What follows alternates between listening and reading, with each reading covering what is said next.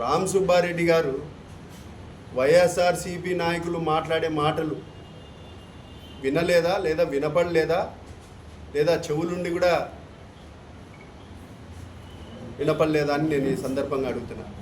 మీ నాయకులు కానీ మీ కార్యకర్తలు కానీ రపరప అంటే తప్పు లేదు,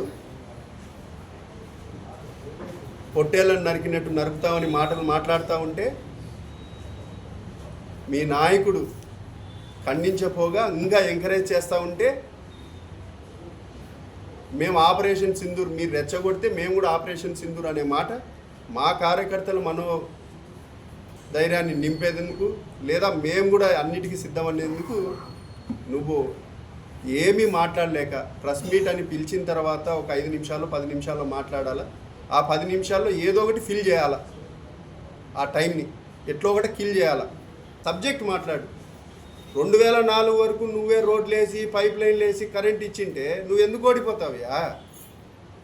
ఎందుకు ఓడిపోతావు? మేమేమి రాజకీయాల్లో అంతా పర్ఫెక్టు, మనం మనుషులము, ఖచ్చితంగా లోపాలు ఉంటాయి. లోపాలు లేనోడు దేవుడు. లోపాలు లేవని మేమేం చెప్పడం లేదు. కానీ 83 నుంచి 2004 వరకు మీ కుటుంబం 21 సంవత్సరాలు రాజకీయాల్లో ఉంది, మీదే రాజకీయం నడిచింది, అధికారంలో ఉన్నారు. ఈ 21 సంవత్సరాలలో పోలీస్ స్టేషన్లలో రికార్డు తీసుకుంటే ఎన్ని ఫ్యాక్షన్ మర్డర్లు జరిగినాయి.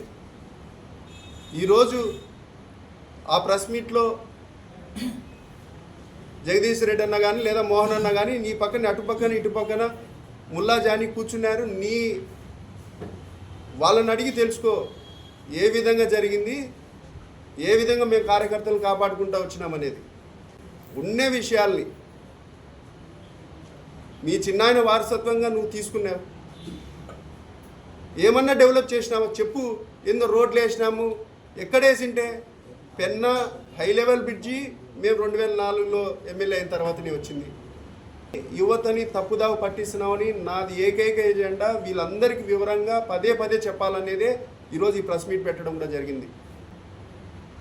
నువ్వు మంత్రిగా ఉన్నప్పుడు కాలేజు వేరే చాటుకి వెళ్ళిపోయింది. Penna high level bridge sanction అయితే వద్దని రాసినావు. మీకు నిబద్ధత లేదు, నీతి లేదు. ధైర్యంగా ఎక్కడైనా చర్చకు కూడా రెడీనే.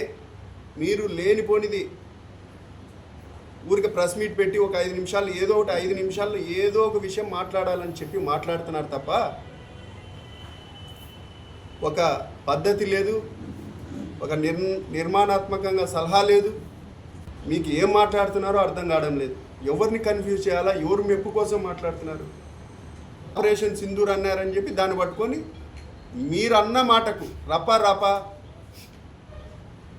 పొట్టేళ్ళు తలలు తెగినట్టు తెగుతాయనే మాటలకు మేము కూడా మా కార్యకర్తలకు మనోధైర్యం నింపేందుకు మేము కూడా ఆపరేషన్ సింధూర్కి రెడీగా ఉన్నామని చెప్పడం జరిగింది. పదే రిపీట్ చేస్తున్నాం అన్న ప్రెస్ మీట్లో. అంటే ఇదేదో ఇది ప్రజల్లోకి వెళ్ళాలా, వాళ్ళు ఈ మాటలు మాట్లాడినారని. అంత సీనియర్ నాయకుడివి, అంత దిగజారి మీరు మాట్లాడాల్సిన పనేం లేదని కూడా ఈ సందర్భంగా తెలియజేస్తున్నా. యువతకు తెలియజేస్తున్నా. 94లో గుల్లకుంటలో 6000 ఓట్లు ఉన్నాయి. 6000 ఓట్లు ఉన్నాయి. 2024కి ఎన్ని ఓట్లు ఉండాలా? 94లో 6000 ఓట్లు ఉంటే 2024లో ఎన్ని ఓట్లు ఉండాలా? 18,000 20,000 ఉండాలి. కానీ ఎన్ని ఓట్లు ఉన్నాయి తెలుసా? 1000 ఓట్లు ఉన్నాయి. కాబట్టి 94లో 12,000తో గెలిచినావు, 99లో 350తో. అసలు ఏం తెలియనట్టు జమ్నోడ్ నియోజకవర్గ ప్రజలను కానీ యువతను కానీ ఆలోచన చేయమని ఒక్కసారి గూగుల్లో సెర్చ్ చేసి అతని చరిత్రను తెలుసుకోండి.